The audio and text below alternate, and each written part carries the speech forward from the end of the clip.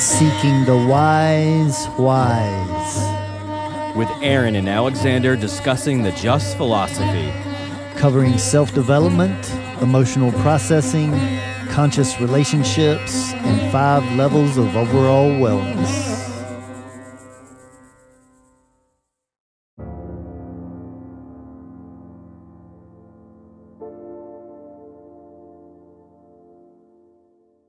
Wise, Inward Journey, Episode 13, Business Luncheon. Early Thursday evening around 5 p.m., as desks began to settle in, due to the recent time shift from daylight savings time, Haven was wrapping up a business day working on location in beautiful downtown Asheville, North Carolina. Leaving the new video location, Haven, recognizing the nip in the air, threw on her jacket and scarf and spontaneously decided to grab dinner at Rio's favorite local spot as a surprise. The atmosphere downtown was pretty busy yet comforting for Haven. The streets were full of music, laughing, and chatter. The vegetarian restaurant she headed to was very well known for their kebabs and stuffed peppers, which was always Rio's choice in the recent past. After arriving at the restaurant, inside the smells were spicy, pungent, and stimulating with African music playing a little too loud in the background. After placing the to-go order and being informed it would be an approximate wait of 30 minutes, Haven stepped back outside to get some air and to soak in the environment before the drive home. Looking at all the sights, Haven glanced around and noticed that Stan, Stevie's husband, seemed to be sitting outside at another restaurant across the street. Across from him appeared to be a professional-looking lady having what seemed to be dinner and drinks. At first, Haven had an urge to say hi, however paused and quickly considered, is this any of my business? Maybe I should just get my food and go home. Finally, Stan looked up and he and Haven locked eyes. Waving, Haven yelled, Stan, is that you? Hello, it's Haven from next door. After letting a couple cars pass by, Haven dashed across the street, making her way over to them. Hello, Stan, Haven said again as she got closer. How are you, love? I'm just waiting for a to-go order from across the street. Stan suddenly stood up quickly, hitting his knee on the table, spilling his drink. Sorry, looking at them both. Hi, Haven. Nice to see you. What a surprise. What are you doing in this neck of the woods? Oh, by the way, this is Rita Jones, my project manager at my new job here in Asheville. We were just discussing some potential work-related issues over dinner. Nice to meet you, Rita. I'm Haven, Stan's new neighbor. I hope I'm not interrupting, Rita replied. Oh, not at all. That's enough business talk anyway. Very nice to meet you. Looks like we're both just getting to know Stan, the man, and his many talents, as she hoisted her glass of wine in the air. Stan immediately grabbed a napkin, cleaned up his spill, and sat back down, fumbling a little while getting situated.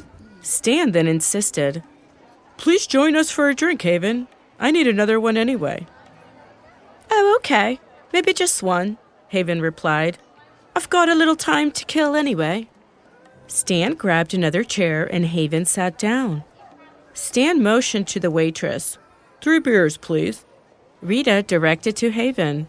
Girl, you look beautiful, strong, original, and professional. Making a statement. I love it. Where are you coming from? As Stan was sitting back down, Haven answered.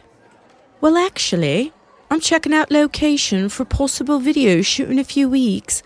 My company is also looking for everyday, attractive, down-to-earth people as villains or main characters. So I'm scouting for them as well. Without hesitation, Rita suggested. You know what, Stan, you should be in that video. Haven, you should cast Stan in your shoot. Stan, you're a good-looking man with that everyday, rugged, take-action kind of look. You know what I mean, Haven? Kind of like the Marlboro cigarette man, of the 70s or 80s. All 3 laughed out loud in unison. Stan then rebutted. Well, I don't know about that, but I appreciate the shot of confidence. I thought the Marlboro Man was pretty cool back in the day. Oh, your new name's going to be the Marlboro Man from now on, Rita said with a light-hearted tone. She then continued, "Well, I'll tell you what, Haven. I hope all the contractors on this new job aren't as hot as our boy Marble here, or I won't get any work done." Stan's face blushed a light reddish hue as he mumbled, "Oh, stop. Change the subject, please." Haven cleared her throat after a short and awkward pause. "Well, I better get my food and head home. Are you heading back tonight, Stan? It was so nice seeing you. And meeting you as well, Rita." Stan responded, "No, not tonight. We're getting an early start tomorrow, and I don't want to disappoint the new boss here, if you know what I mean." Haven replied back, "Oh, I see, Stan," and began walking away slowly, waving goodbye and crossing the street. Internally, Haven wasn't sure how to feel about the interaction with Stan and Rita. With a glance back, Stan and Rita continued their conversation infused with laughter and loud talking. On the drive home, Haven quickly shifted thoughts from the interaction with Stan and Rita to thoughts of being home and eating with Rio. She was excited thinking about how Rio was going to be pleasantly surprised at her gift of food. Grounding herself, she took in the colors of the sky. They were pastel blues, purples, and pinks, painted on an evolving canvas. There was light jazz playing in the car stereo, and she hummed along, tapping the steering wheel to the rhythm of the song. A couple of hours later, as Haven pulled into the driveway, Rio and Stevie were inside visiting. As Haven walked into the door, she heard echoes of laughter rumbling through the halls of the house. "Oh, I'm home," Haven expelled. "Oh, and I have a surprise for my favorite person." As Haven followed their voices to the kitchen area, Rio and Stevie both greeted Haven with love and appreciation. Rio said, "Hello, lover. What do you have in your hands?" Stevie added, "Welcome home, Haven. Rio and I have been having a blast." Haven answered back to Rio, "Oh, Rio, it's your favorite food from Asheville.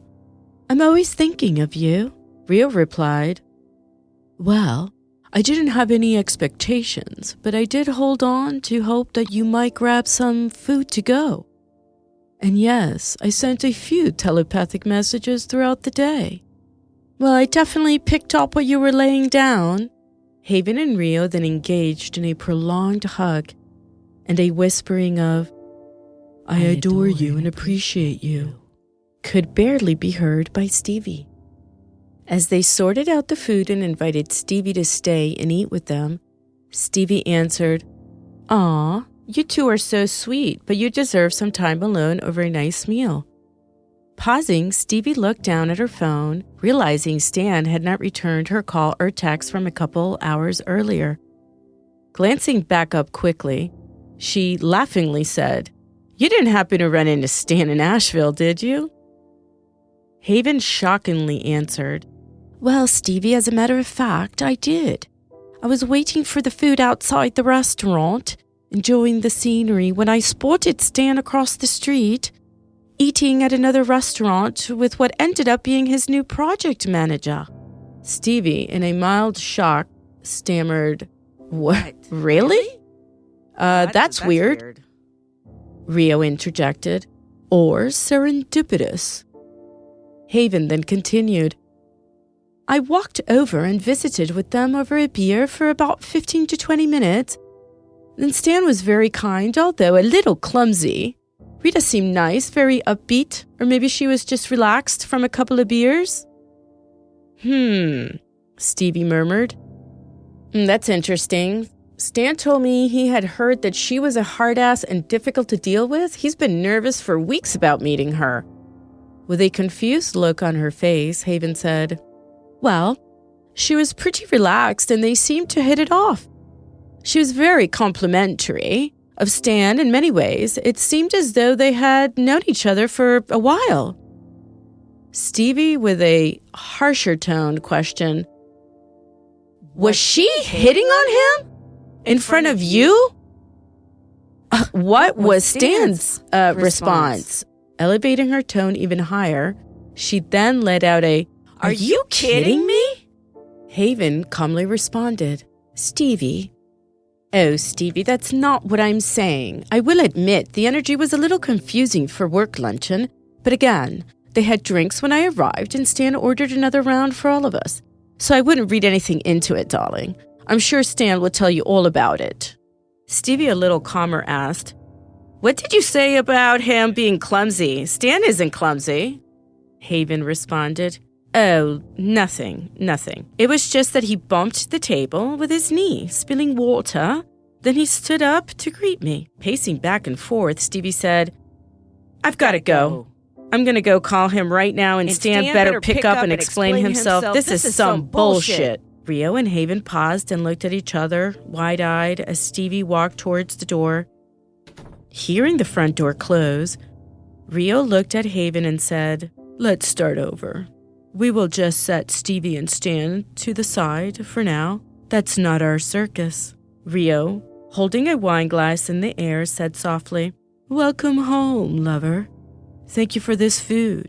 I appreciate you always considering me. Let's eat. I'm famished."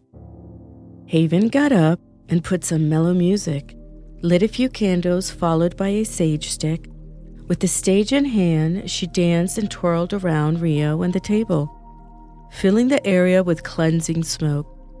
Haven then laughingly looked at Rio and exclaimed, "Wow, I am so grateful we know how to shift the negative energy together. Let's feast."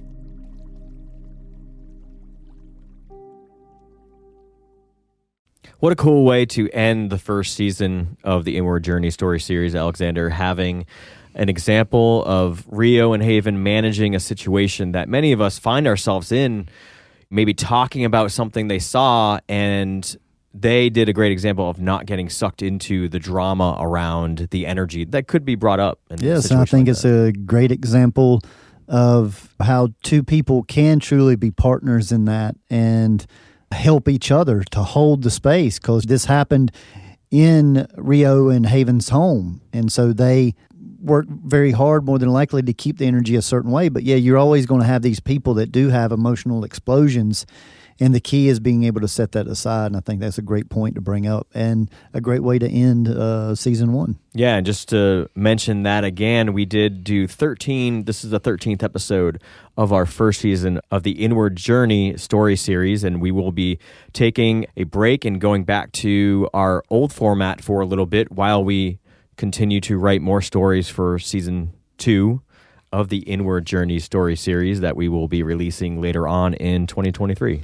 Yeah, so those of you that's enjoyed the story platform but maybe missed parts of our old platform, this will be fun to just get back into, and we've got some hot topics, so to say, to discuss with what's going on in the world and with just self-development in general. And the cool thing going forward is even when we're doing that format, we can still relate back to these stories as examples, right? Yes, absolutely. We were looking to develop these characters in a way to show how some people can relate to growing, but others around you not growing. And so I think we're going to get into more of that in the upcoming season 2.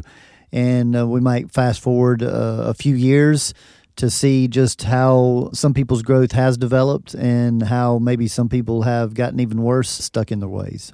So this story is interesting because I think we're going to get into a lot of more abstract and broad topics and situational topics more than what we've kind of gone through in the past, where we're kind of looking at people's certain behavior and discussing how they can bring in more consciousness, more talking about how things were handled a certain way versus how it could have been.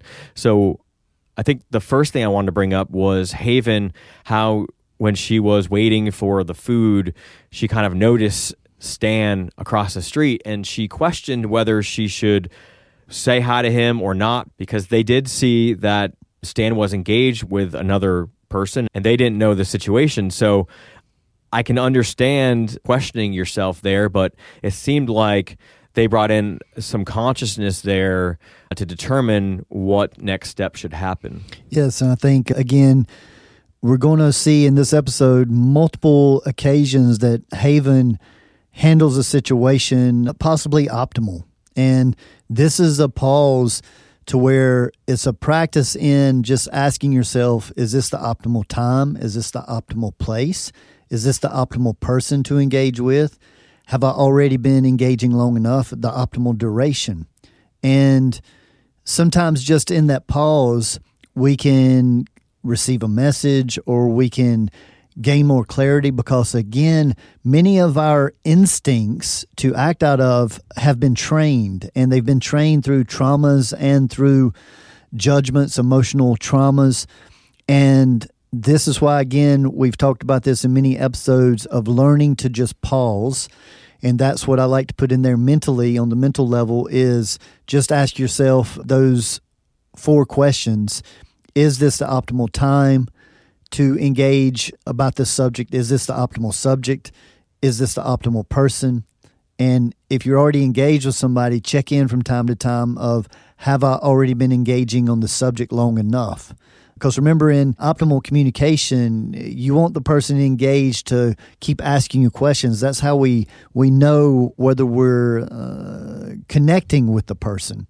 And some of us, and I can be very guilty of this at times too, go on little rants, and we can lose the person that we're attempting to communicate with.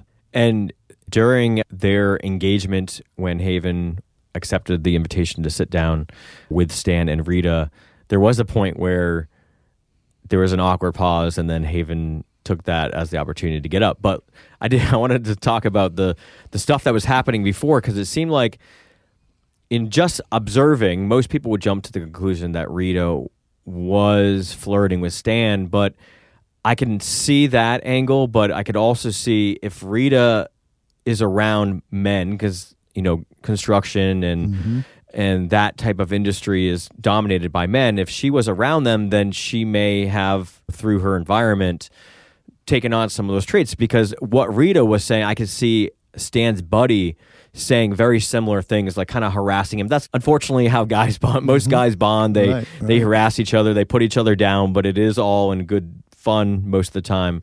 So I kind of got that vibe from it as well. So I feel like Haven, throughout that situation, stayed neutral and did not judge, but then when there was a pause, she took it as a sign to remember that, oh, I have to go. Mm-hmm. Yes, and I think, again, this is a great example of wanting to see things clearly. And I agree that many people would jump to a conclusion that maybe this was flirting, but as you said, if Rita carries a high masculine energy, that's exactly what the masculine energy does. Not necessarily the masculine as gender, but as the energy.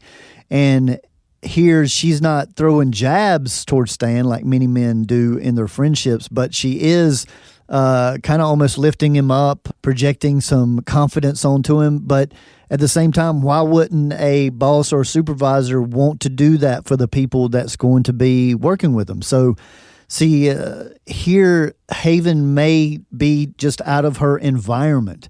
But I think that when she describes it to Rio and to Stevie, that she's staying very neutral in the way she's sharing it. And I feel like she's taking into consideration possibly some of these variables we're talking about, that she's just not used to the way that they interact. So she really tried to share the information just as neutral as possible. And then we see that Stevie's insecurities and jealousy jumps out and gets her emotional very, very quickly. Yeah, we can also point at Stan when Rita gave him a compliment. Maybe it wasn't appropriate, saying that he was hot or whatever when she went into all that. But Stan also was deflecting the compliment a little bit. He did accept that the Marlboro Man was pretty cool, but he did kind of shy away from accepting it. It embarrassed him a little bit, and I think that he's not used to hearing compliments like that. So again, different people have different ways to inspire or incentivize. And I'm not justifying whether this, I don't want to get into discussion of whether this is proper work etiquette, because again, it depends on the environment typically. And I've worked through construction in that type of environment, and it's very typical of what goes on. I'm not justifying that it's okay. But I think the bigger thing to view is how quickly all of us can relate to how quickly that emotional trigger can happen. And then that's on Stevie's side, but then on Haven and Rio's side, but Haven's side especially because she's involved in the communication of it, is that she doesn't take on that energy and reflect that energy back. And so she just seems to do a really good job of basically grounding the energy. And even when Stevie tries to go off the rails a little bit, she attempts to pull her back and say, no, I feel like you're reading too much into this. Before all that happened, I feel like there was also a point where Haven had to make the determination to even mention it. And it seemed like they weren't going to until Stevie asked. And I feel like there's a question there that I want to get into more on the complete side, which is, when do you feel it's necessary to do that, to inform, and when do you just mind your own business? And we will definitely go deeper, but I want to give a little taste here that working with those questions of any time that you want to engage in conversation or ask a question, asking that, is this the optimal time? Is this the optimal subject? Is this the optimal person to engage with? Again, optimal duration. And in that pause, what that does is our initial reaction will come, and then we pause to kind of scan that. And I like to ask, why do I need to ask this question? Is there really something to gain for everyone involved here? And so I respect the way in this situation that she was honest when asked about it, but I surely don't think it was her intention to go there and share that.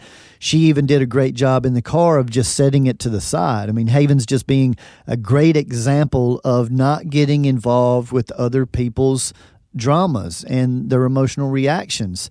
And I think as this develops, we're going to just see more and more of the beauty of Rio and Haven's relationship and what they've developed.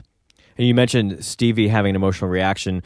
I would like to talk about that more and maybe how to handle a little better if you're ever in her situation, hearing some information that causes some emotional distress inside of you, but waiting to get more information, waiting to get clear on it before kind of determining what it means. Mm-hmm. One way to work on that is to just take in information. And most people have an issue with jumping to conclusions, but it is a practice of just going, oh, that's interesting. Okay, it caught me off guard a little bit.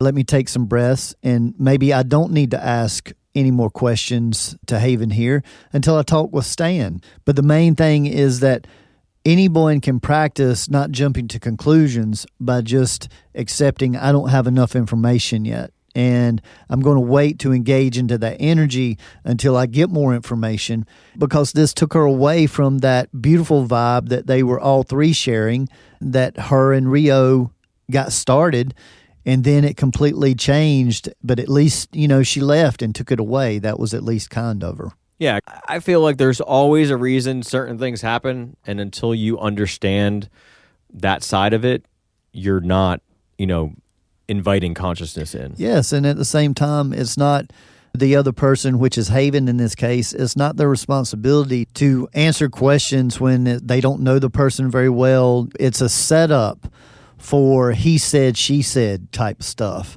And again, when you're in Haven's position, just the more neutral that you can share the information, the better, because it's more than likely going to come back to you at some point that, hey, you said this and he said this.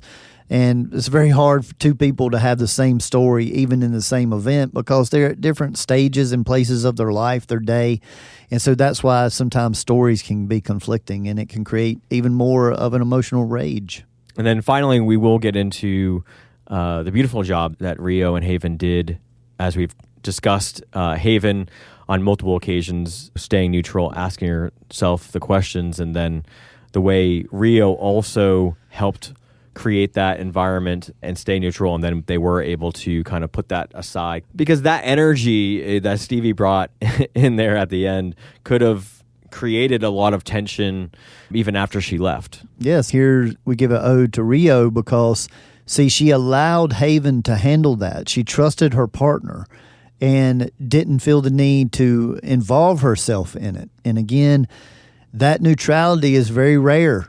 Many times people go into protection, their emotional triggers will be activated, and then you'll have like this defending energy going on. And a great friendly moment can turn into just an ugly feeling like betrayal, like in a very short amount of time when those emotions get activated. So to be able to have 2 out of the 3 people involved that were able to stay centered and not emotionally react is what we want to bring more and more examples of through these stories and through this podcast.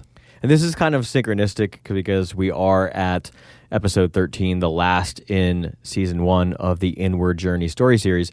And we're talking about a subject that was from episode 1 of the Wise podcast, which is the optimal place, optimal time, optimal topic. And that's the beauty of this work, is it never ends and cycles keep coming around. And so this is an opportunity, when repeated actions happen, you get the opportunity to hone your skills of communication and non-reaction just more and more and more. So if you are inclined, check out episode 1, but also check us out on the complete side. All right. See you. Thank you for listening to this free version of our Inward Journey story series. To hear the complete conversation and go deeper into how these characters can bring in more consciousness, utilizing the tools and techniques of the Just Philosophy, head on over to wisewisepodcast.com and become a premium member. You'll get to hear all of our complete conversations and begin your self-development journey with us.